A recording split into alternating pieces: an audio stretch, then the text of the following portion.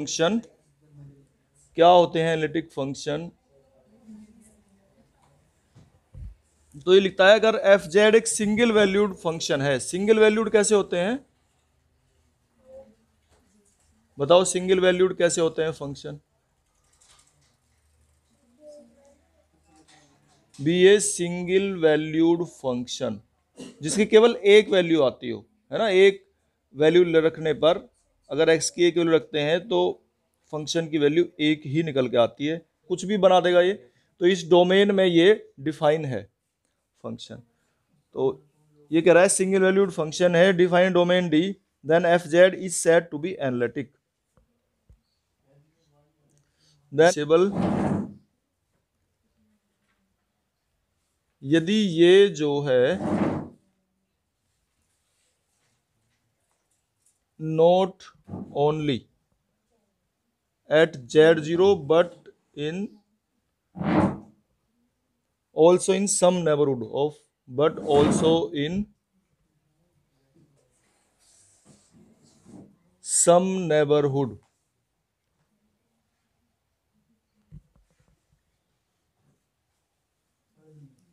of z0। तो ये कह रहा है कि ये डिफरेंशियबल है नॉट ओनली एट z0, केवल z0 पर नहीं बल्कि उसके नेबरहुड में अगर कोई पॉइंट लेते हैं वहां पर भी अगर ये डिफरेंशियबल है, then the function F Z is said to be analytic. बस इतनी सी डेफिनेशन है इसकी, मतलब डिफरेंशियबल ही है एक तरह से, लेकिन थोड़ा सा इसको बदल के कि केवल ये नहीं कि z0 पर ही है डिफरेंशियबल, उसके आसपास जितने भी पॉइंट होंगे उन सब पे डिफरेंशियबल है, तो तब हम बोलते हैं कि ये फंक्शन एनालिटिक है। अच्छा, ये इसमें फिर ये भी कह रहा है कि अगर ये डिफरेंशियबल है at each point in domain D, अगर हर एक पॉइंट डोमेन के अगर हर एक पॉइंट पर डिफरेंशियबल है तो it is said to be analytic in the domain D, तो पूरे डोमेन पर ही वो एनालिटिक कहलाता है। अच्छा, इसको फिर इसने बताया it is also called holomorphic function. तो इस फंक्शन को हम एनालिटिक फंक्शन को होलोमोर्फिक, इसका नया नाम है, कभी कभी इससे भी पूछ लेता है ये, इसको होलोमोर्फिक फंक्शन भी बोलते हैं। एनालिटिक फंक्शन की जगह इसे होलोमोर्फिक फंक्शन भी कहते हैं। फिर इसके बाद है if a function F Z is analytic at some point in every neighborhood of a point z0 except at z0 itself, then z0 is called an isolated singularity। मतलब अगर z0 का कोई भी नेबरहुड बनाए, तो नेबरहुड तो सीख रखा है आपने, z0 plus epsilon, z0 minus epsilon, कोई भी नेबरहुड बनाए हम एप्सिलॉन की वैल्यू कम ज्यादा कितनी भी ले लें, कहीं 1/2 ले रहे हैं तो कहीं 1/3 और ज्यादा, या फिर और कम ले लें 0.5 से 0.4 0.3, कोई भी नेबरहुड बनाए अगर वो हर एक नेबरहुड में एनालिटिक है एक्सेप्ट एट z0, मतलब z0 पे नहीं है, z0 के हर एक नेबरहुड में है z0 को छोड़कर, except at z0, then z0 is called an isolated singularity. तो ये भी अच्छी चीज है, पूछ लेता है आइसोलेटेड सिंगुलरिटी क्या है। तो आइसोलेटेड सिंगुलरिटी एक ऐसा पॉइंट है जिस पर फंक्शन एनालिटिक नहीं है, यह आइसोलेटेड सिंगुलरिटी कहलाती है। ये आ सकता है क्वेश्चन पूछता है आइसोलेटेड सिंगुलरिटी क्या है। तो आइसोलेटेड सिंगुलरिटी एक ऐसा पॉइंट है जहां पर फंक्शन एनालिटिक नहीं है, z0 के नेबरहुड में हर एक पॉइंट पर एनालिटिक है, लेकिन इस z0 पर एनालिटिक नहीं होता, तो उसे हम बोलते हैं आइसोलेटेड सिंगुलरिटी। अच्छा, एक इसमें रिमूवेबल सिंगुलरिटी भी है। A function is said to have removable singularity at a point z0 if fz is not analytic at z0 but can be made analytic। तो ये अभी आएंगे तब बताएंगे रिमूवेबल सिंगुलरिटी क्या है, बस इसमें यही इतना ही पढ़ना है। मैं एक रेगुलर भी सीख लो, रेगुलर क्या है। A function is said to be regular at a point z0 if it has a removable singularity. तो ये भी उसी से बना है वैसे तो, अगर रिमूवेबल सिंगुलरिटी है, देखो ये ऐसा केस है, मैं तुम्हें इसे एग्जांपल बताता हूँ रिमूवेबल का। जैसे F Z equal to sine Z over Z है, साइन जेड ओवर जेड, ये रिमूवेबल सिंगुलरिटी का एग्जांपल है। अगर इसमें जेड इक्वल टू 0 रखते हैं तो ये भी जीरो है, फिर ये भी जीरो है। तो वैसे तो ये एनालिटिक नहीं है, 0.0 की फॉर्म आ रही है, लेकिन it can be made analytic by some substitution, किसी न किसी तरीके से हम इसको बना सकते हैं। तो जैसे एल हॉस्पिटल रूल लगाते हैं, तो इसका डिफरेंशियल कर दिया, साइन जेड कोस जेड हो गया, ये 1 हो गया, तो इस तरह से बना लिया। तो इसलिए ये रिमूवेबल सिंगुलरिटी कहलाती है। इसका एग्जाम्पल मैंने तुम्हें बता दिया है, इसी से याद रख लेना है, रिमूवेबल। ठीक है ना, ये वैसे तो एनालिटिक नहीं होता, लेकिन इसको बनाया जा सकता है, इस रिमूव किया जा सकता है, इसलिए इसका नाम है रिमूवेबल। इसका एग्जाम्पल भी लिख लेना और इसे याद कर लेना, रिमूवेबल सिंगुलरिटी। ये बहुत इंपॉर्टेंट कंडीशन है दो, एक तो नेसेसरी और दूसरी सफिशिएंट, अभी बताएंगे। तो नेसेसरी कंडीशन में है कि अगर if a function F Z, तो कोई भी जो फंक्शन है वो इस तरीके से लिखा होगा, यू एक्स वाई और plus I V X Y, कोई भी फंक्शन इस तरीके से लिखा होगा। जैसे मैं तुम्हें ये एग्जाम्पल बताऊं, अगर इस तरह का कोई U X Y plus I V X Y का, तो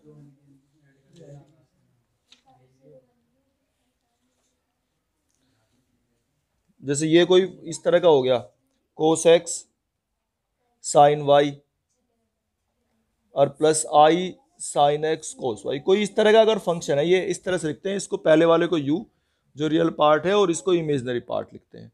तो अगर इस तरह कोई फंक्शन है तो वो analytic is differentiable at any point, और अगर ये फंक्शन डिफरेंशिएबल है at any point Z, the partial derivatives, देखो ये तो u है हमारा, तो जो पार्शियल डेरिवेटिव्स हैं, पार्शियल डेरिवेटिव का मतलब सिर्फ x के रेस्पेक्ट में डिफरेंशियल, या सिर्फ y के रेस्पेक्ट में डिफरेंशियल u का, या फिर ये v है, इसको v कह रहे हैं हम, ये v है ये u है, तो इसी तरीके से v का x के रेस्पेक्ट में डिफरेंशियल, यानी कि vx का मतलब होगा del v over del x, ये तुमने पढ़े ही है। ऐसी ये पार्शियल डिफरेंशियल है vy। तो अगर कोई फंक्शन इस तरीके का है और वो डिफरेंशिएबल है, तो ये जो पार्शियल डेरिवेटिव्स हैं ux vx uy vy should exist, ये एग्जिस्ट करने चाहिए, एंड सेटिस्फाई द इक्वेशंस, और ये इक्वेशन सेटिस्फाई होती हैं ux equal to vy, ux equal to vy और uy equal to minus vx, और इन्हें कोसी रीमान इक्वेशंस बोलते हैं। इनका नाम भी याद रखना है, ये कोसी रीमान इक्वेशंस बोलते हैं, इनको पूछते भी हैं इसी तरीके से, ये कोसी रीमान इक्वेशंस हैं।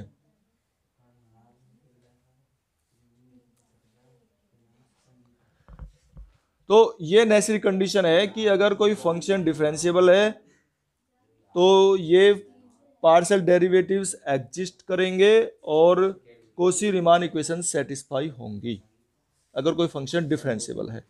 ठीक है, नेसेसरी कंडीशन में तो हमने पढ़ा था कि अगर ये फंक्शन डिफरेंशिएबल है, ये समझो थोड़ा सा अंतर है बस, कि अगर कोई फंक्शन हमारा डिफरेंशिएबल है तो ये पार्शियल डेरिवेटिव्स एग्जिस्ट करते हैं और कोसी रीमान इक्वेशंस एग्जिस्ट करती हैं, ये इक्वल होती हैं। अच्छा, फिर इसमें अब ये आया सफिशिएंट कंडीशन। इसमें क्या अंतर है कि अगर ये हमारे पार्शियल डेरिवेटिव्स एग्जिस्ट करते हैं, फंक्शन कंटिन्यूअस है और कोशी रीमान इक्वेशन सेटिस्फाई होती हैं, तो फंक्शन एनालिटिक होता है। उसमें पहले डिफरेंशियल दिया था, डिफरेंशिएबल है, इसमें दिया है कि पहले अगर ये कंडीशन सेटिस्फाई होती हैं तो वो फंक्शन एनालिटिक होता है। तो ये तुम्हें बहुत इंपॉर्टेंट चीज़ है, ये सारे चैप्टर में यही चीज़ है, एनालिटिक के बारे में, और ये कोशी रीमान इक्वेशंस के बारे में है, इनके पार्शियल डेरिवेटिव्स के बारे में है। ठीक है, एक इसमें नोट में है एफ डैश जेड मोड इसका स्क्वायर। तो ये जो है, देखो अगर एफ जेड हम, सुनो, ये अगर एफ जेड को हम ये कहें यू प्लस आई वी, तो एफ डैश जेड क्या होगा, U X plus I V X, ठीक है। और इसका फिर मोड, इसका अगर मोड लेंगे तो क्या होगा, मोड में क्या होगा, यू एक्स स्क्वायर और प्लस वी एक्स स्क्वायर, ये तो होता है mod, X plus I Y का मोड। और ये हो गया फिर हमारा कॉची रीमान इक्वेशंस का यूज करके इसको याद कर लेना है। इसे U X into U X लिख दें और इसे V X into V X लिख दें, और फिर you x equal to we Y लिख दिया, और इसे V x equal to minus U Y, तो ये माइनस आ गया और ये यू वाई आ गया, ठीक है। और फिर जो है ये हमारा जैकोबियन आ गया, जैकोबियन तुमने पढ़ा ही है, ठीक है ना। ये जैकोबियन आ गया del U V over del X Y. तो इस तरीके से तुम्हें ये याद रख लेना है कि F dash Z mode F dash Z square जो है वो किसके इक्वल होता है, जैकोबियन ऑफ यू वी, यानी कि del U V over del X Y. तो एक नंबर का सवाल बनता है इस तरीके का, ये F mod F dash Z equal to इसके होता है। अच्छा, इसके बाद एक ये है, इसमें ये भी चीज याद रखनी है, एफ डैश जेड।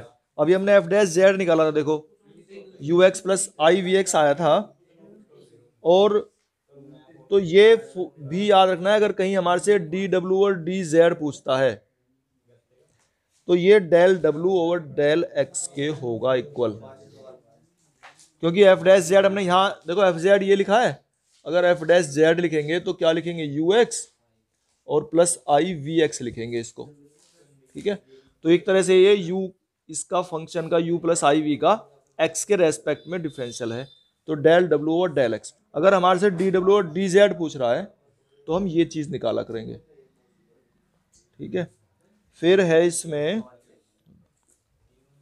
है ना, इसे ये तो u है, ये v है हमारा, है ना, इन्हें u और v हम अलग अलग लिख लेंगे, तो u इक्वल टू है साइन है। ये जो ट्रिग्नोमेट्रिक फंक्शंस हैं ये रेशनल फंक्शंस हैं, इनका डिनोमिनेटर जो है 1 है, और साइन या कोस की किसी की भी वैल्यू हम निकालें तो इन्फिनिटी नहीं आती है या इनडिटरमिनेट फॉर्म नहीं आती।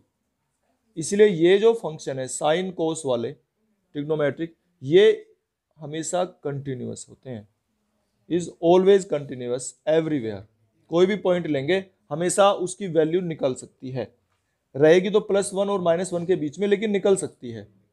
तो इसलिए ये जो है इज ऑलवेज कंटिन्यूअस। फिर इसके पार्शियल डेरिवेटिव्स निकाल रखे हैं इसने, यू एक्स डेल यू और डेल एक्स, तो एक्स के रेस्पेक्ट में हो जाएगा ये cos x cos hyperbolic Y, और इसी तरह से वी एक्स निकाल लेंगे एक्स के रेस्पेक्ट में, तो minus sine X sine hyperbolic Y. फिर यू वाई निकाल लेंगे वाई के रेस्पेक्ट में, तो इसका क्या हो जाएगा, साइन एक्स और साइन हाइपरबोलिक वाई, और वी वाई निकाल लेंगे वाई के रेस्पेक्ट में, तो कोस एक्स और ये हो गया कोस हाइपरबोलिक वाई, ये आ गया निकल के। अब इसमें कंटिन्यूअस तो आ गए, ठीक है, एनालिटिक प्रूव करवा रहा है, तो कंटिन्यूअस है। पार्शियल डेरिवेटिव्स को ध्यान से देखो, ये जो पार्शियल डेरिवेटिव्स हैं ये एग्जिस्ट करते हैं, क्योंकि ये भी साइन कोस में आ रहे हैं, ये भी एग्जिस्ट करेंगे एवरीवेयर। फिर you x equal to we y, देखो ये बिल्कुल सेम आ रहे हैं, u x equal to we Y के हैं, ये वाला इसके इक्वल है, और v u Y equal to minus के, u x equal to we y है और you Y equal to minus के वी एक्स के है, ठीक है। तो एक कॉची रीमान इक्वेशंस भी सेटिस्फाई हो रही है, तो इसका मतलब फंक्शन एनालिटिक होगा। यहां से इसने एनालिटिक प्रूव किया है। Polar form of Cauchy Riemann equations, polar form इनकी, polar form of Cauchy Riemann, CR भी लिख देते हैं इन्हें, कॉची रीमान इक्वेशंस। तो इनमें जो है ये है 1/r del you over del theta, ये फॉर्मूला याद कर लेना है, R equal to minus del we over del R. ये पोलर फॉर्म में अगर कोई फंक्शन आता है तो उसके लिए कॉची रीमान इक्वेशंस ये बनेंगी हमारी, ये है, और ये भी तो है del you over del R, del you over del R equal to 1/r del we over del theta. ये दोनों इक्वेशन हैं, जैसे वहां पर भी दो थी U x equal to we Y इस तरह से, तो यहाँ ये दो इक्वेशन है पोलर फॉर्म में। अच्छा, डेरिवेटिव अगर W equal to F Z है, इसका डेरिवेटिव निकालना हो, जैसे हमने वहां पर पढ़ा था डी डब्ल्यू और D Z equal to del W over del X, है ना। इसी तरीके से यहाँ भी है, इसका डेरिवेटिव अगर निकालना हो पोलर फॉर्म में तो वो होगा डी डब्ल्यू ओवर डी जेड, अगर हमारे से निकलवाना चाहता है तो ये होगा del W over del r और e to the power minus i theta. ठीक है, ये है इस तरीके से, ये पोलर फॉर्म में 1 नंबर का सवाल बनता है ये। और जो है हमने यू एक्स और V X Cauchy Riemann equations निकालनी सीखी है। ठीक है, ये कोसी रीमान इक्वेशंस हमने कि यू एक्स वी एक्स के इक्वल होता है और you Y minus U x equal to we Y के होता है और you Y equal to minus V X होता है। ये कोसी रीमान इक्वेशंस पढ़ी हैं, इनके नाम से याद रखना है। और इसके बाद if we have to prove that the function is harmonic, एक इसमें वर्ड आता है हार्मोनिक। हार्मोनिक फंक्शन अगर प्रूव करना होगा तो ये होता है del square U over del X square plus del square U over del Y square equal to 0। अगर हम ये प्रूव कर देते हैं और इस इक्वेशन का नाम है लाप्लास इक्वेशन, ये नाम से भी याद रखनी है हमें, ये लाप्लास की इक्वेशन कहलाती है, ये कहलाती है लाप्लास की इक्वेशन। और अगर हम वो कह रहा है हमारे से कि प्रूव करो कि ये फंक्शन हार्मोनिक फंक्शन है, तो हम इस इक्वेशन को प्रूव करेंगे, यानी कि यू एक्स तो डेल यू और डेल एक्स हो गया, उसका एक बार और डिफरेंशियल निकाल लेंगे, और इसी तरह से यू वाई निकाल लिया, एक बार और डिफरेंशियल निकाल लेंगे और उनको जोड़ के देखेंगे, अगर वो 0 आ रहा है तो इसका मतलब है फंक्शन वो हार्मोनिक फंक्शन है। तो ये हार्मोनिक फंक्शन लाप्लास इक्वेशन। अच्छा, इसके बाद है orthogonal system. Orthogonal system,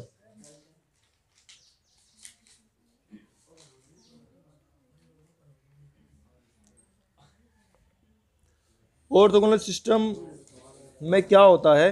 orthogonal पढ़ा है तुमने कहीं? क्या मीनिंग होता है ऑर्थोगोनल का? कि if the two curves are perpendicular at their intersecting point, it means the tangents at the points are perpendicular, है ना। टेंजेंट परपेंडिकुलर है तो उसको बोलते हैं हम कि कर्व जो है वो ऑर्थोगोनल है। और इसके लिए कंडीशन क्या होती है कि उनकी स्लोप्स का प्रोडक्ट -1 होता है, m1 m2 इक्वल टू -1 है। उसी से यूज करके इसने ये निकाल रखा है, इसको भी हम ऑर्थोगोनल सिस्टम में याद रखना है। अगर हमें कहीं प्रूव करने के लिए आ जाए कि prove that the function is orthogonal, है ना, तो इस तरीके से अगर आता है तो ये याद रखना है del you over del x into del we over del x और plus del you over del y और into del we over del y और इक्वल टू 0। ये ऑर्थोगोनल सिस्टम प्रूव करने के लिए ये कंडीशन बनेगी हमारी। ठीक है।